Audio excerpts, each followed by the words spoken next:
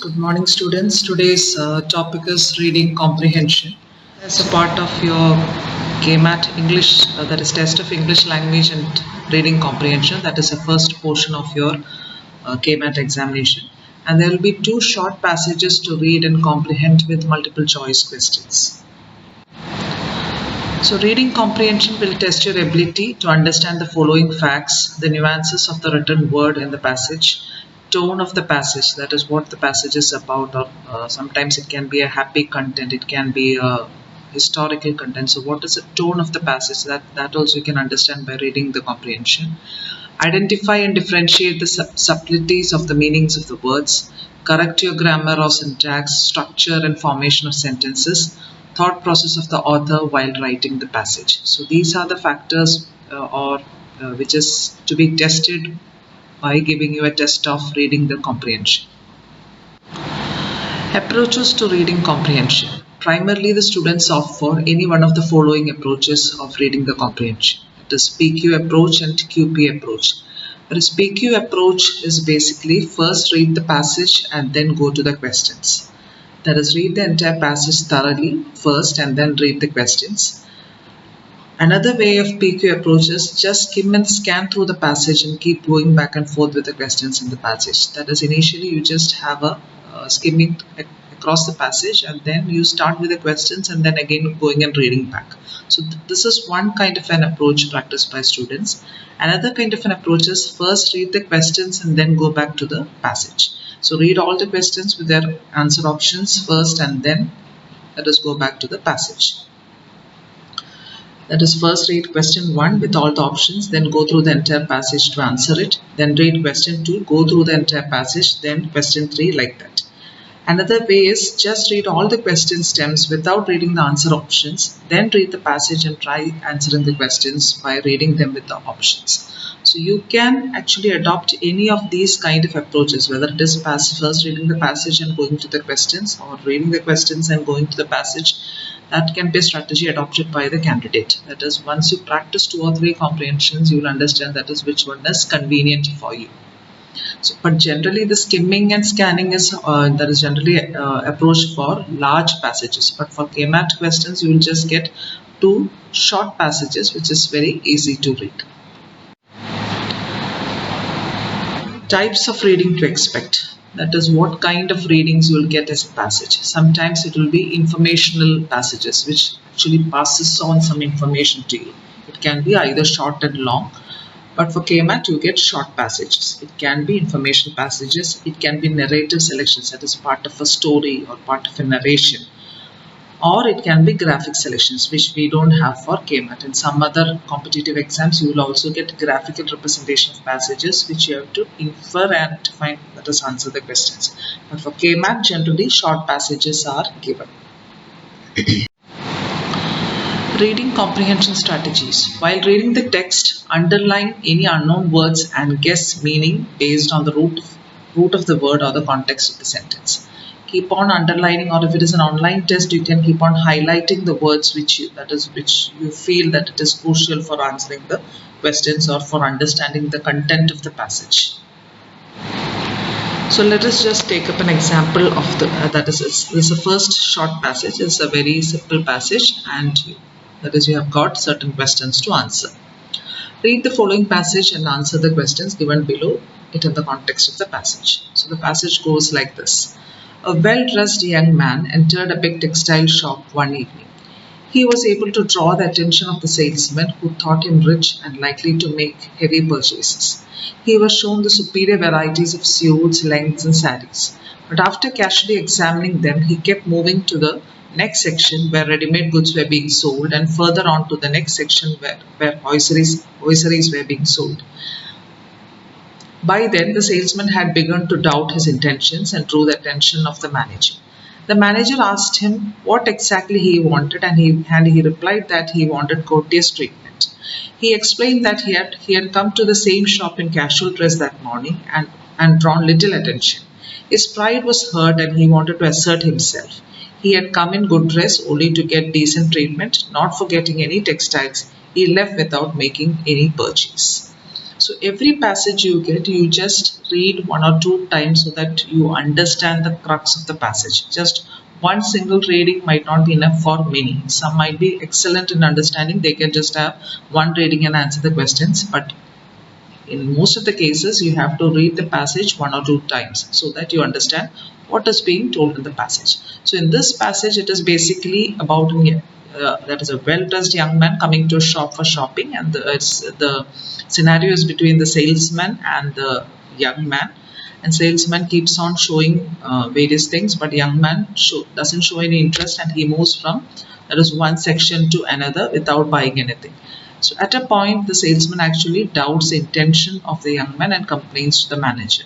So once the manager comes and questions, the young man says that by coming in a mediocre dressing when he came to the shop in the morning, he was not given attention or he was not given a good treatment. So he came in with a excellent dressing or dressed up as a rich person, so that his intention was to get attention, just not to shop. So that is very clear in the passage. So next, what are the questions? So this is a pattern. You will be getting the question. Question will be given and the multiple choice answers will be given, from which you will have to choose the right option. So the first question is, the young man was well dressed because, the options given us, it was his habit to dress well, it was his wedding day, he wanted to meet the manager of the shop, he wanted to impress the salesman. So from this passage we have understood option D is the answer. He wanted to impress the salesman. The second question, the salesmen in the shop are described as people who pay attention to all young men and women. That's option A. Option B, only pretty women. Option C, only rich customers. And D, regular customers. In this context of the passage, we understand that salesmen in the shop are described as, that is, they pay attention only to rich customers. That is why the young man came in again in the evening well dressed, so that he wanted to gain attention. So that is from the context of this passage. So answer is C, option C. Question number 3. The young man moved away to the hosiery section because he was not interested in purchasing anything, did not like the ready-made clothes. Option C, wanted better clothes. Option D, was restless. Here it is clearly understood from the context of the passage that the young man moved away to the hosiery section because he didn't have any intention to purchase. He just came to gain attention. So answer is option A. The fourth question, the manager asked the young man that what he wanted because, option A, he would give him exactly what he was looking for. B, the salesman had drawn his attention to the indifferent attitude of the young man. C, he thought they could do more business with him that way. Option D, he thought the visitor was dissatisfied. So from the passage we understood that manager interfere in the scenario once a salesman goes and complains to him regarding the intention of the young man who has come into the shop. So the answer is option B. So if it's a short passage, it is very easy to understand what is the context, what are the scenario that is being told, who are the characters in the passage, or what is the pattern of narration in the passage. All this, it's very easy to understand. So here the answer is option B. Now we'll move on to the next passage. This is again a very short passage. Awareness about elder abuse, still largely a taboo topic, has started to increase across the world. It's defined as actions or lack of appropriate action which can cause harm or distress to an older person, occurring within any relationship where there is an expectation of trust. All types of elder abuse can have an impact on the health and well-being of the older person. Psychological abuse is the most pervasive and includes behaviors that harm an older person's self-worth or well-being, such as name-calling, scaring, embarrassing, destroying property, or preventing them from seeing friends and family. So I hope you also have gone through the passage, or again, that is when you practice, you read this passage 1 or 2 times. Just question here, what is the main idea of the text? Or sometimes you might get a question as what is the context of the passage, and you will get various options. So that is one kind of a question that you can get. So you have to choose from these options. The options given are: the elderly suffer psychological abuse. Option B, awareness of the mistreatment of older people is on the rise. People should know more about the abuse of elderly. And option D, government is trying to raise awareness of the abuse of the elderly. So here in the beginning of the passage itself, the word awareness comes in. So we can understand that is the main context of the passage is spreading awareness regarding the mistreatment of older people. And in here, two options, option B and option C. Option D, you can see the word awareness coming in. But option D talks about government trying to raise awareness, which is not being talked in this passage at all. So the answer is option B. The awareness of mistreatment of older people is on the rise. Another passage we can take up. But for years already, the country has been struggling with another form of isolation, depression and suicide. A new report by UNICEF contains the shocking statistics. New Zealand has by far the highest youth suicide rate in the developed world. A shock but no surprise, it is not the first time the country tops the table. The UNICEF report found New Zealand's youth suicide rate, teenagers between 15 and 19, to be the highest of a long list of 41 OECD and European Union countries. The rate of 15.6 suicides per 1 lakh people is twice as high as the US rate and almost 5 times that of Britain. So if you haven't understood the passage, just go through again. So from this reading, we can understand that it is about it's about the suicide of teenagers or the youth in New Zealand. That is an increasing rate of suicide rates that is among youngsters or teenagers in New Zealand. And a lot of statistics are also being given based on the UNICEF report. That is, you can see figures, 1 lakh people, you can see the number of countries that is being mentioned, age group being mentioned, the rate of rate of percentage of suicide being mentioned, and how much it is greater than 5 times greater than that of US and twice as greater than US and 5 times greater than that of Britain. So a lot of figures, factual data is also being given in the passage. Even though it's a very short passage, even factual data is also being given. So now just take up, what does the author want to communicate to the reader? The first option, the rising suicide rate of people in New Zealand. Option B, the appalling data collected of adolescent suicides in New Zealand. Option C, the growing number of people who have depression and feeling isolated. Option D, a report was commissioned by UNICEF.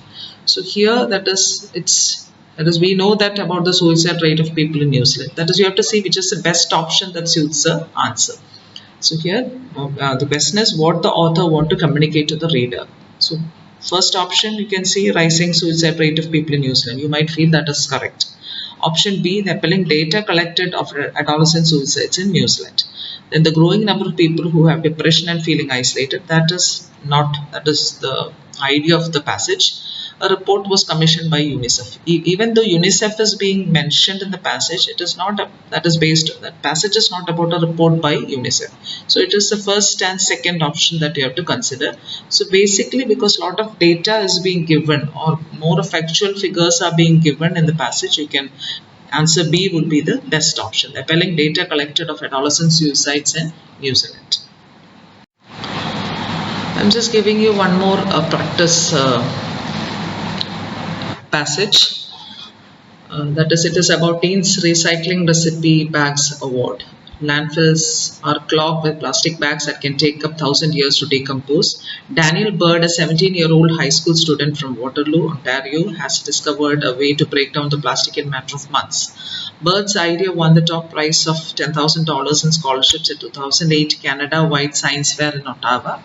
Bird said his idea literally hit him on the head one day. Each time I opened the closet, the plastic bags were on the top of the shelf and they fall down like an avalanche onto my head. One day he just got tired of it, so he researched what other people are doing with these bags. Bird discovered that approximately 500 billion plastic bags are being worldwide each year. Many end up in the oceans where they are ingested by animals that often die as a result. Bird's hypothesis was that if plastic bags can eventually break down, it should be possible to speed up the process by isolating and concentrating the microorganism responsible for the decomposition. To test this hypothesis, Bird took soil samples from landfill and mixed them with polyethylene and a solution to encourage bacterial growth. After concentrating the solution and incubating it for 12 weeks, Bird was able to degrade the plastic by 43% in 6 weeks. He figures a bacterial soup would entirely break down plastic bags in 3 months. Bird envisions future recycling stations act as a large composters of plastic bags. Meantime, he says he hopes to attend ISD to study science. So this is a bit more of a larger passage which has got actually 7 paragraphs are there in this passage. So you have to have more of a close, careful reading by each of these paragraphs. And given a set of questions, that is, which paragraph describes the event that happens first. Okay, that is in which paragraph the event is actually being mentioned. What does that is different words meaning is being and options are being given. That is, what is the meaning of hypothesis used in paragraph 5? What is responsible for the that is, which element actually decompose the plastic bag? That is also being told there. What is the purpose of information inside the parenthesis in paragraph 6? Why did Bird's experiment win the top prize? What is the reason he got the scholarship and prize? All these are means these are the questions and options are. Which paragraph describes the event that happened first is paragraph 3. What is the meaning of hypothesis? It is a prediction. What is responsible? That is, again, we are talking about the bacteria solution there, which is responsible for the decomposition of the plastic bags. What is the purpose of information inside the parenthesis? It provides an explanation regarding the particular product. Polyethylene, what is that? Why did Bird's experiment win the top prize? Because it could solve a significant problem.